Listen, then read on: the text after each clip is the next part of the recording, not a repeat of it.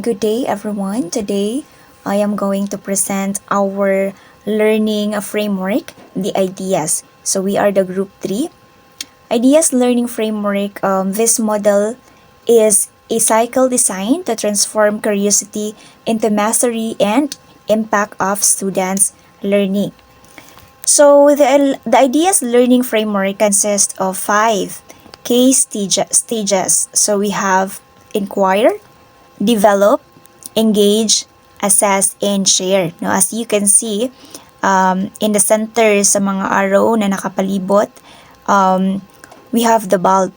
And this bulb represent the innovation and creativity. Because yung mga learners natin, they are curious about everything na makita nila. So there is innovations and of course the creativity na meron sila. So that's why we come up to this learning model. So the first step is the inquire. So this is the first step. So inquire, this involves asking questions and exploring challenges. So the purpose is to ask, to start by asking questions and exploring challenges. So the role of the students here is to investigate problems and the set learning goals. Like for example, the teacher will ask a question, bakit nga ba masagana ang silangang Asya sa likas na yaman, sa topic na mga likas na yaman ng silangang Asya. So by that, the students brainstorm what resources they know in East Asia. Like for example, meron tayong mga produkto ng mga palay na makikita natin sa China. Meron din tayong mga seafoods in Japan, mga coal sa Mongolia. So, by that, yung mga students natin, yung ma-explore nila kung ano nga ba yung mga minerals na or resources na meron yung silangang Asya. Pwede rin yung mga guro natin, yung magbibigay sila or meron silang ipapakita ng mga short video or map to spark the curiosity of the students. So this is the example. Bakit nga ba masagana ang silangang Asya sa likas na yaman? So, ito yung sinabi ko kanina. They can brainstorm the students to know bakit nga ba talaga masagana yung silangang Asya sa mga likas na yaman. So that sparked the curiosity of the students. So now let's proceed to step 2, develop. Develop here, the students develop plans, solutions, or prototypes. So the purpose is to develop solutions and plans. And then the students design strategies, draft models, and prepare for action. Like for example, the teacher, igrupo niya yung mga students to select one resource category. Tubig, lupa, hayop, or mineral. So by that, each group can create a mini plan. Asking, what do we want to know? Like for example, saan matatagpuan ang mga pangunahing deposito ng mineral? And how will we find out? Through textbook ba? Map reading, picture cards, articles provided by the teacher. And then the teacher also provides a guiding worksheets to structure learning. So by this, the students will know kung ano nga ba yung dapat nila na ma-achieve sa task na ito. So they can develop their critical thinking here.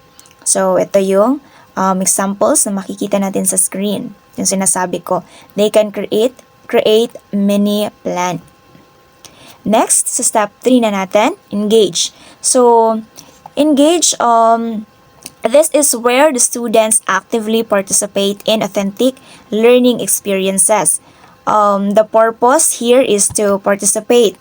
So that's why they can able to collaborate, experiment, and immerse themselves in tasks. Like for example, the students actively work on tasks, such as using an East Asia map to mark where resources are located. Like for example, they can able to match the resources with countries specifically no, yung topic natin sa East Asia. So ano nga ba yung makikita ng mga produkto sa China na maaaring match nila? Ano nga ba yung mga produkto na meron sa Japan? So by that, they can analyze a short reading on how resources affect the economy and the daily life no, of the people in different countries sa East Asia. Or the teacher will create no, where have a task na mag-role play sila. They can able also to participate in that. That is an authentic learning experiences. So this is the example. Next is the assess. So the assess, this is the reflection and the refinement. So this stage involves reviewing outcomes, measuring progress, and make improvements. So the students here, no, they can able to have their self-assessed, refine, and seek feedback. No, like for example, if there is a performance, there is always a feedback na mangyayari to have their improvement. Like for example, if meron silang mga presentations, like group presentations, no, they are going to present their outputs in front. Like for example, the poster baka na siya. So by that, the teachers and the peers will give the feedback on accuracy and clarity. Of course, like for example, in making sa lessons natin, in making IMs natin. So hindi lang yung guro yung nagkritik ng presentations natin, pati rin yung mga ibang grupo. So by that, yung mga suggestions na pwede nilang ibigay. So that is our basis no, para mag-improve. Para ma-assess naman yung progressions. Of course, ma-measure yung progress ng students. No, like for example, okay, ito. Okay, the posters to the class. The teacher and peers give feedbacks and accuracy and clarity.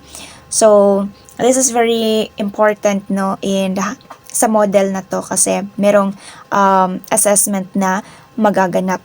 So through this, the students or the teachers will evaluate kung or ma-measure yung progressions ng estudyante through sa mga feedbacks and of course sa mga peer assessment, peer feedback and to reflect also sa mga even sa mga strengths and weaknesses sa saka estudyante.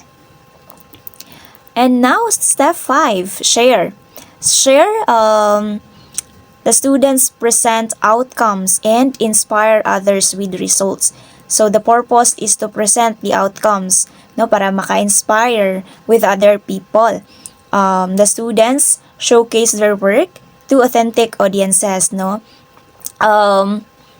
Like for example, meron tayong a resource exhibit wall where the groups post their maps, drawings, and role-play summaries.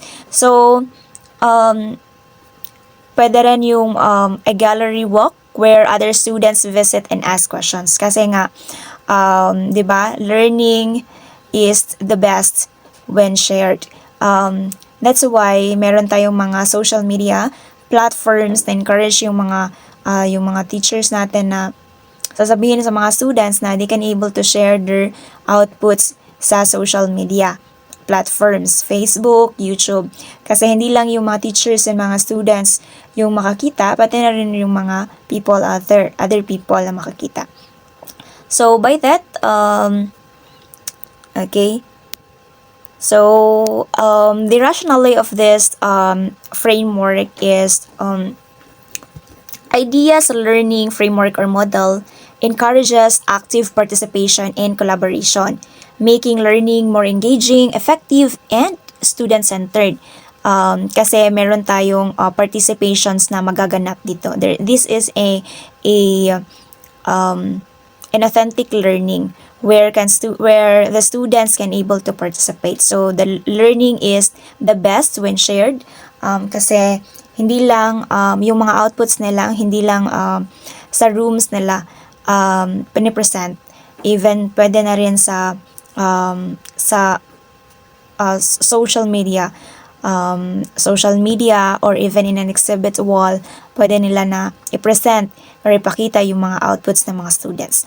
We believe that this model will be effective in facilitating the students' learning because this is a student-centered approach where the students can participate and are able to assess their learning.